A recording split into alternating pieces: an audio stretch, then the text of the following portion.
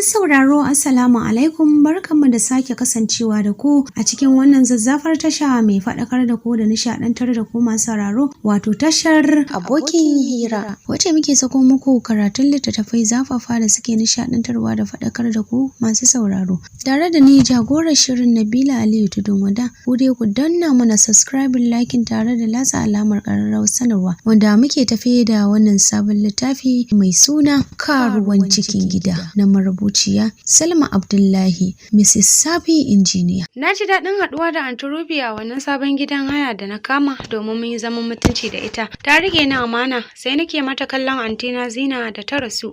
Kusan halayyarsu ɗaya, ta son mutane da faran-faran, ita ma abin hannunta bai rufe mata ido ba, ko za ta tafiya kiɗin ɗakinta a hannuna yake wuni. Ko da na awanni ne mun haɗe kanmu da ita tamkar yaya da ƙanwa.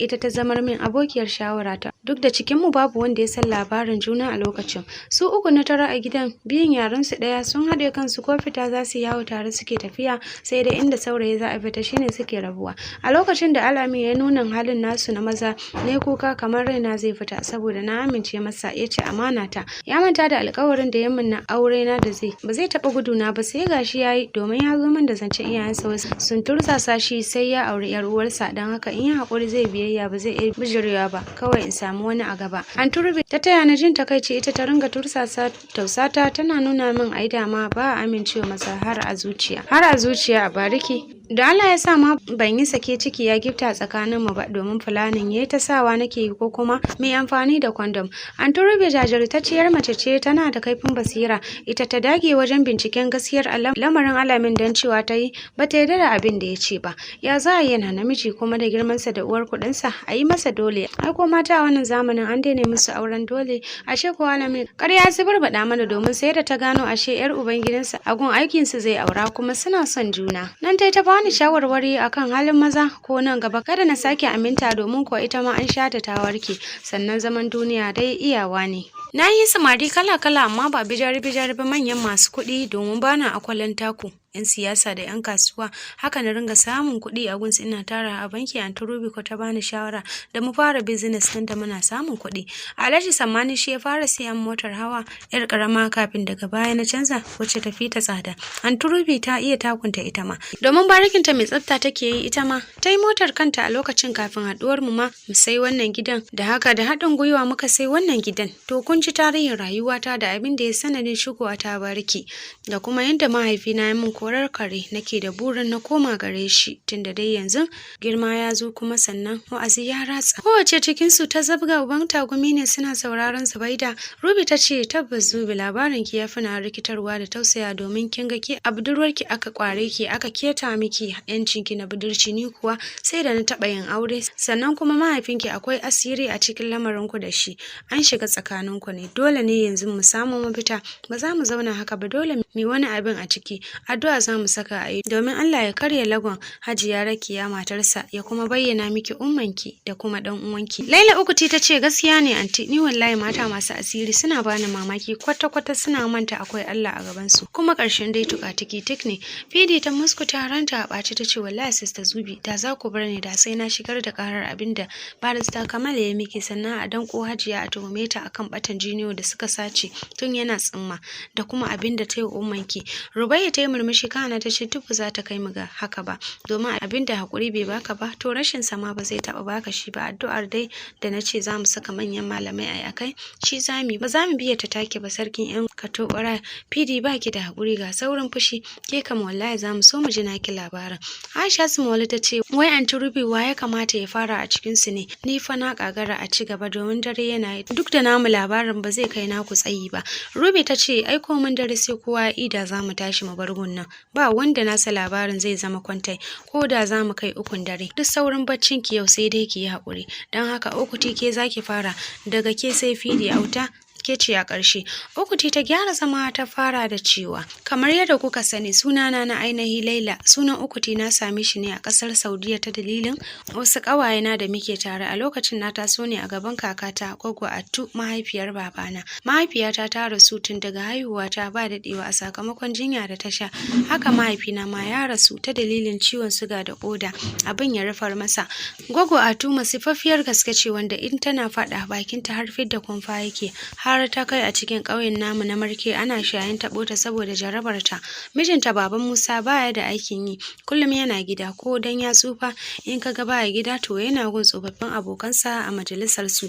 Gwaggo Atu ita ce ke yin komai a gida. Tun tana takura baba da masifar da ya fita ya nemo har dai ta zuba masa ido ta kyale shi tunda ta ga ba iyawa zai yin ba saboda shekaru sun ja. Da safe tana sai da koko ne da kosai a cikin gida, ni ke taya ta suyar da kirgawa da bayarwa in an zo siya da yake ba a sa ni a makaranta ba. Da rana tana min wake da shinkafa ne na tafi talla, da yamma kuma ina mata sana'ar awara a kofar gida nake soyawa kafin isha idan na siyar na tashi, da yake Allah yana sa min nasibi bana kwante a sana'ata.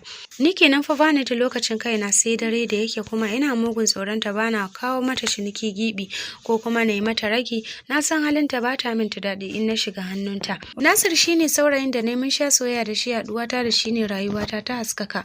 Ba zan taɓa manta da ranar haɗuwarmu da Nasir ba, wanda na dane daga tallana ina hanyar koma gida ya biyo ni a baya motarsa baka yana ta min hona alamar in tsaya zai magana da ni. Ne fumfurus na ki sauraron sa, bai kyale ni ba har sai da ya ta bi na a baya har na je gida ya ga shiga ta ya juya. Bayan sallar magariba ya dawo ya same ni a kofar gida na gama suyar awara na siyar ina harhaɗa kaya zan shiga gida, a kusa da ni ya faka motarsa da sallamar sai iso gare ni na amsa yana kallon sa dan ba gane shi ne bai, shi ranki ya daɗe me ake siyarwa ne, naga kamar har an gama an ci kasuwa an kare ba ni.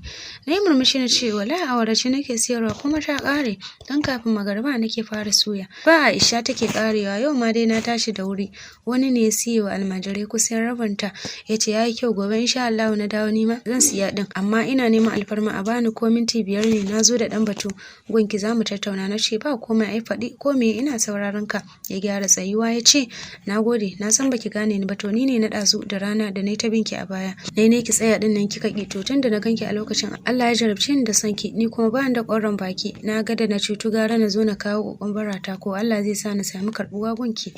Na yi murmushi wata kunyarsa ta rufe na ji kamar ƙasa ta tsage na shige don ba taɓa yin saurayi ne ba, ban san kuma amsar da ake bayarwa ba idan saurayi ya ce yana son budurwa. Na rufe fuskata da hannayena biyu, ya daɗe a tsaye yana jiran amsata, ya ga na kasa bashi sai nuku-nuku nake, da ya ga dai bani da niyyar in haɗa ido da shi ma a wannan lokacin sai kawai min sallama ya tafi kan cewa zai dawo gobe da wuri. Ai dai a wannan rana bacci ya daɗe bai ɗauke ni ba saboda tunanin wannan saurayi da ya ce yana so na, nima har ga Allah na kamu, domin da gari ya waye Allah na ringa yi dare yayi ko ya dawo na sake ganin sa. Kamar yadda na saba fitowa sana'ar awara karfe 6 na yi zan fito na fara, ko kaskon farko ban kwashe ba sai gashi ya zo a motarsa ya faka a kofar gida ya ƙara soguna da fara'arsa, ya yi min sallama na amsa tare da gaida shi. Ya amsa yana faɗin to ke baki dan aje dan benci ko kujera ta zaman customers. Na yi murmushi na ce bana ajiyewa sai dai in kana so ka zauna ne sai in ɗauko maka kujerar tsugunno a cikin gida. Ya ce a barce kawai ba zama zan yi ba, sauri nake zan je gun abokina yana jira na, za mu je zance. Ai ban san lokacin da na ware ido ina kallon sa ba a raina ina maimaita kalmar zance, to gunwa kuma ya kasan tunani da faɗin duka awarar taki ta kai ta nawa ne. Na ce ta 850 ce. Ya buɗe wallet ɗinsa ya zaro sabuwar 1000 har tana sheƙi ya miƙo min yana faɗin gashi ki soya ta duka ki raba almajirai da mabukata sadaka. Na sa hannu na karɓa na ce to bari na a karɓo maka canjin ka a gida. Ya ce a na bar miki in dai canji ne. Ni murmushi na ce na gode amma dai ka tsaya an kwashe wannan kaskon ka tafar mata da shi. Ya zaro ido ya ce wa zan tafarwa. Na ce ita mana ba na ji ka ce za ka zance ba. Ya dariya sannan ya ce lalle yarinya na baki da mantuwa, da alama kuma zaki kishi daga cewa za mu zance har abin ya tsaya miki. To sorry abokina Hannafi zance na raka, na san ba za ki gaza sanin sa ba. Na ce Hannafi dan bokon nan yayan Hansai? Ya ce kwarai shi fa yana da kanwan Hansai a shi ma, kin san shi, to ki cire yaran ki, ba gun budurwa zan je barakiya zan yi, ina da budurwa zan bar ta ne na zo na yi wata, ai sai a kira ni da dan yaudara, tunda na same ki kuma ai na gama budurwa ko kuwa. Na yi dariya kawai dan tunda ya fara koren bayani na ji raina yayi fari, amma da har ga Allah na ji kishin a raina. Muka sallama ya tafi. Wannan ranar dai ban daɗe a wajen ba, haka ko na rabata na ji daɗi nima da ban daɗe a wajen ba. Ita kanta gwaggo ta ji daɗin ganin hakan. Haka zuwansa na biyu guna ya daɗa bani 1000 ya ce in soye duka in rabar ta yana gun na soye na ringa raba wa almajirai, shi ma yana taya ni kafin ya tafi kuwa sai da muka sha hirar mu sai na samu kaina da sakewa da shi har yake tambaya ta cewar ina zuwa makaranta. Na faɗa masa gaskiyar cewar ba na zuwa, ba a saka ni ba, bai ji daɗi ba har a fuskarsa na gani. Ya ce min kina son ki karatu? Na ce sosai ina so wallahi. Ya ce to kwantar da hankalinki, zan saka ki in har za a bari a gidanku. Na hau murna ina masa godiya sai a ranar yake faɗa min sunan shi Nasir, ni ma na faɗa masa nawa sunan. Soyayya mai ƙarfi ce ta kullu tsakaninmu da Nasir wanda kullum yana ƙofar gidanmu, bai fasa siyan awaran yana rabawa domin shi fitowa suyar ne baya so. Haka har gwaggo ta daina sai dai ta ga 1000 ita a ɗakin ta ma tsuntsu daga sama gashashe. Kun san 'yan ƙauye da ganin yawan 1000 ba sai Nasir ya zama ɗan gida ba, hatta baba ya san da shi. Daga baya ma sai ya kansile min tallar da nake da rana na shinkafa da wake, ya ce zai ringa baiwa gwaggo 3000 kullum. Haka ko akai, domin har kayan abinci yake siya mata duk wata. Gashi ya saka ni a makarantar boko a firamare aka saka ni wai na girma a 1. Da yake Nasir ya kashe bakin tsanya, ai gwaggo bata hana ni a makaranta, bata hana ni yin karatun nan ba. Nasir ya samu karbuwa sosai gun gwaggo. Nasir malami ne a makarantar da nake zuwa, yana koyar da bangaren 'yan sakandare. A yanzu na sami hutu, ko in ce na sami 'yancin kaina saboda wahalhalun da nake a cikin gidan ya ragu. Sai da in na tashi sallar asuba bana koma zan hau share tsakar gida, zan gyara wa gwaggo waken kosai in kai mata niƙa, sannan in ɗora mata ruwan koko. 8 tana yi na gama shiri na karya sai makaranta. Tana bani kuɗin break naira 10 kullum. Ba zan taɓa manta da ranar haɗuwar mu da Nasir ba, wanda na dawo daga talla. Asalin Nasir ɗan cikin unguwar Fage ne da ke cikin garin Kano. Mahaifinsa Alhaji Nuhu mai shadda ɗan kasuwa ne da ke harkar sai da shaddoji da lasalasai a tamfofi a kasuwar Kware. Shagunansa sun yi 10. Mahaifiyar Nasir Hajiya Rabi Bakasini ya ce suna kiranta da Mami. Nasir ne ɗanta na fari, sai ƙannansa mata 2 suna gidan miji, sai autarsu da ke karatun NCE a Sa'adatu Rimi. Nasir ɗan boko ne don digirinsa na 2 ya kammala. Bautar ƙasa aka tura shi a makarantar ƙauyenmu, shine da ya gama suka rike shi a school ɗin, sai dai ya koma Fage duk Juma'a ya weekend ɗinsa a can ya dawo mana Monday. Na farko kin amincewa yayi, sai da Allah ya haɗa shi da ni sannan ya amince da ƙudurin yan har na zama mallakinsa zai ɗauke ni mu koma cikin birni. Da farko kin amincewa yayi, sai da Allah ya haɗa shi da ni sannan ya amince da ƙudurin yan har na zama mallakinsa zai ɗauke ni mu koma cikin birni. Nasir mutum ne shi mai riko da ibada don har taban sallah ne. Nasir mutum ne shi mai riko da amana don har taban sallah ne a goshinsa. Wankan tarwaɗa ne shi, yana da doguwar fuska, gashin bakinsa ya mugun yi masa kyau, shi ma abocin saka glass ne. Mahaifinsa yana ji da shi domin shi ne magajinsa ko bayan ransa, tunda baya da namiji sai shi kaɗai. Hakan ne ma yasa yake sakar masa kuɗi duk wata, yake tura masa kuɗaɗe a account ɗinsa tun farkon fara karatunsa har kawo lokacin da ya gama bai daina masa hidiman ba. Ajin mu ɗaya da Hansi, kanwar Hannafi abokin Nasir ƙawata ce.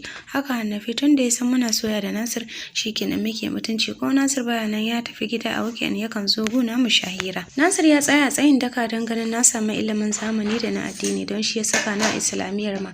Shekara 3 muna zuba zazzakar soyayya da shi. Ni da shi a lokacin na gama firamare dina, dama daga aji 3 aka saka ni.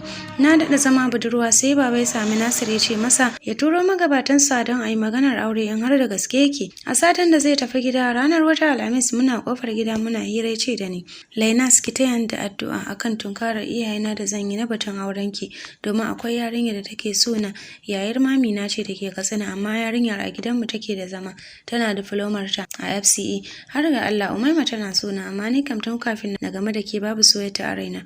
Abin da yasa ma tun farko ban gaya miki ba don kar ki tashi hankalinki ne akan ta, dan na gano kina da kishi, ba na so kuma ki zargi in na tafi gida soyayya nake da ita. Idan ina tare da ke wallahi manta nake da ita, kuma tun farko da aka yi min zancen ta ban yi amanna ba, amma yanzu na san za ta iya yiwuwa su taso da zancen ta, ni kuma in har sun dage na aure ta to sai dai su yarje min na hada da ke, ki zo a ta farko sai ita ta zo a ta biyu. Kin ga ainihin adalci ko? Kaina yana ƙasa amma zuciyata kamar ta fashe, don Allah ya sani ina da tsananin kishi, amma dan in karfafa masa gwiwa sai na kanne ne murmushin yaƙi na ce, ba komai Lainas, abinda Allah ya tsara akan mu dole mu haƙuri da shi mu bi. Allah dai ya shige mana gaba. Allah kuma ya sa Umaima ta haƙura da Lainas dina. Sunan da muke faɗa ma junan mu kenan, shi ya tsara hakan farkon sunansa da nawa. Ba ƙaramin daɗin lafazi na ya ji ba, ya murmushi ya ce amin. Sai da ya shaƙa min kuɗi 10,000 wai in yi amfani da su kafin ya dawo dan zai kwana 2 tunda an ba da hutun makaranta. Gashi ni kuma mun yi koma na entrance, za mu yi shirin shiga secondary idan jaraba ta fito. To ina ta zuba ido in ji dawowar Nasir amma bulun bukui wai shaho ya ci shirwa. Shine har aka koma hutun makaranta da sati 3 ban ji duriyarsa ba, har jarabawar mu ta fito ta koma na ci makarantar kwana, amma sai su gogo da baba suka ce ba inda zani, ko ta jika ka dace ba zani ba, har sai sun ga dawowar Nasir sun ji inda zance ya kwana. Bikin ƙawata an sai da yayanta Hannafi yana ta gabatarwa. Kullum na je na samu Hannafi na gaya masa halin da nake ciki na rashin dawowar Nasir kwana kusan. To shi kansa Hannafin ashe kullum cikin buga wayarsa yake, saboda shine babban abokinsa tun a BUK. Haka ma da suke koyarwa tare bai da kamar sa a cikin makarantar da cikin unguwar. Hannafi ya ce min wallahi Laila, da a ce na san gidan su Nasir tabbas da na bi baya, saboda ba zan ji daɗi a yi biki na ba shi ba. Amma ki yi haƙuri, ki daina damu, insha Allah zai dawo da yardar Allah. Lafiya ce ta ɓoye shi. Wata 2 da tafiyarsa duk na rami saboda damuwa, ko bikin an sai da aka yi cikin rashin kuzari na aiwatar da komai. Ranar Asabar aka ƙara biki, don tun Laraba aka fara gabatarwa. Washe garin ranar ɗaurin auren sa sai da yamma ina cikin gida ina yi wa gogo tatar kullun gasar koko, sai ji ne yaro ya sallama ya ce ana sallama da Laila a waje, in ji Nasir. To masu sauraro duka a nan za mu takaita, sai idan Allah ya kai mu shiri na gaba za mu ɗora daga inda muka tsaya. Ku dai kada ku manta ku danna mana subscribing da liking domin samun shirye-shiryenmu da zarar mun ɗora. Mun gode.